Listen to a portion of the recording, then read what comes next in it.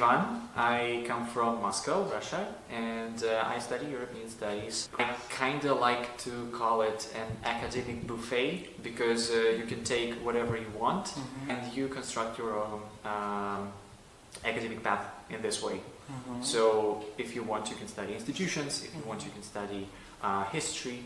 If you want, you can put more focus on different things like studying political processes, European integration, and this list could go on and on.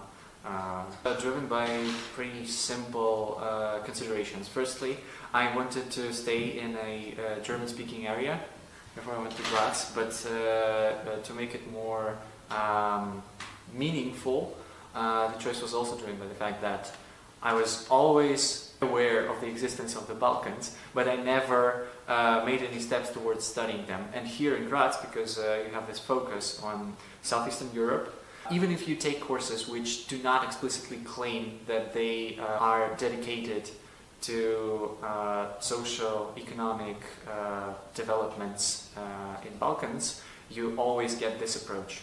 And this was quite great for me, even when it was unintentional.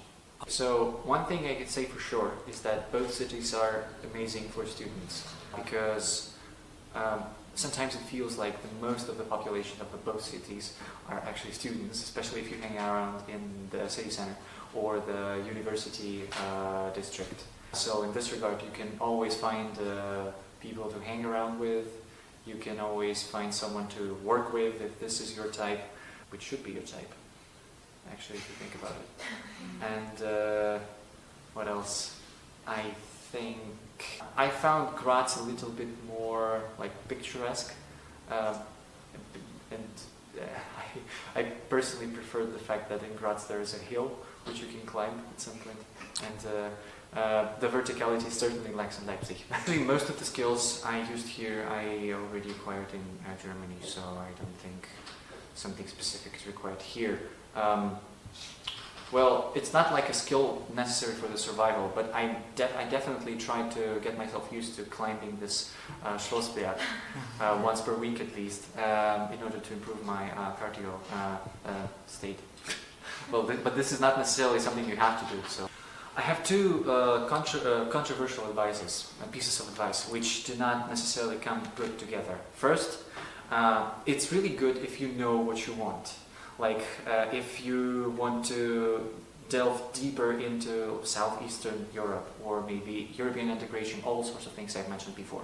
If you know what exactly you need, then you have wide selection to choose from, and you can create basically in this buffet method, academic buffet method, you can create your own path, and this is great.